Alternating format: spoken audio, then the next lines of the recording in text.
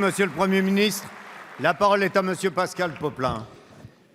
Merci, Monsieur le Président. M'associant à votre propos introductif, je veux à mon tour, au nom du groupe socialiste républicain et citoyen, et j'en suis certain bien plus largement au sein de cette Assemblée, dire notre fierté pour le travail d'investigation effectué par les magistrats et les services de police judiciaire, dire notre reconnaissance et notre admiration à nos forces, en particulier au RAID et à la BRI, engagés encore ce matin à Saint-Denis, qui mettent leur vie en jeu pour traquer les coupables présumés des actes ignobles perpétrés vendredi soir à Paris, ou ceux qui menacent de s'en prendre encore à nos compatriotes.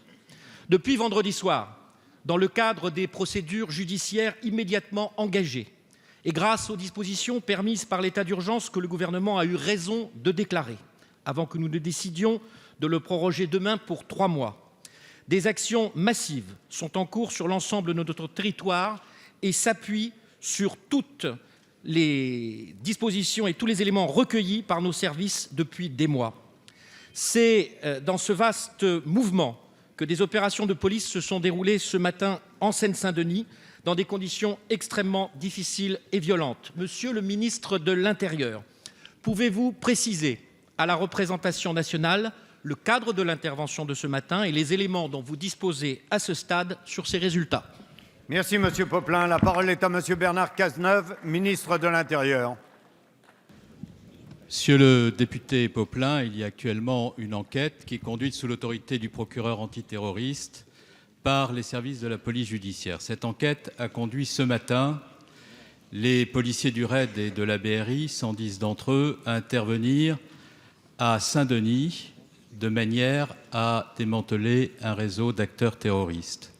Cette intervention s'est faite dans des conditions extrêmement difficiles. Et les policiers de la BRI et du RAID que j'ai rencontrés m'ont dit que jamais dans leur carrière, ils n'avaient essuyé un feu d'une telle violence.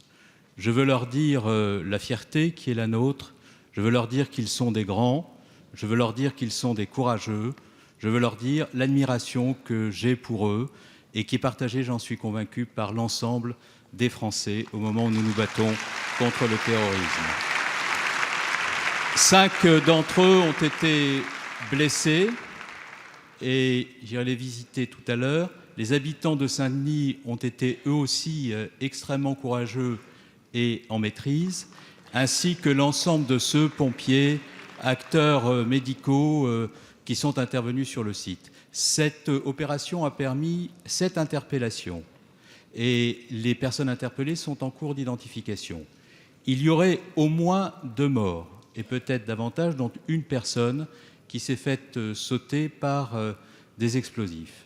Ces arrestations ont été conduites à l'égard de personnes qui auraient pu frapper de nouveau. Et c'est une fois de plus des crimes, des meurtres, la barbarie qui a été évitée.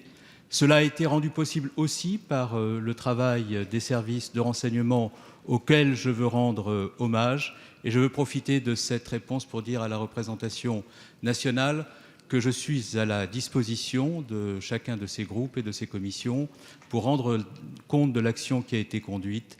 Et je veux ici dire ma fierté d'être à la tête d'un ministère qui compte des personnels aussi engagés, aussi valeureux et aussi magnifiquement républicains. Merci, Monsieur le ministre.